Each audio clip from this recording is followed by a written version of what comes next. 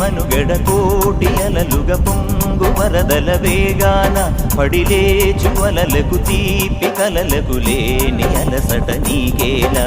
నల్ల నల్ల నీళ్లలోన ఎల్లకిల్ల పడ్డట్టున్న అల్లో మల్లో ఆకాశాన చుక్కల్లు అమ్మాయంటి జాబిల్లమ్మ అబ్బాయంటి సూర్యుడమ్మ ఇంటిది బలబలంట దిక్కులు ఎవరికి వారే యమునకు నీరే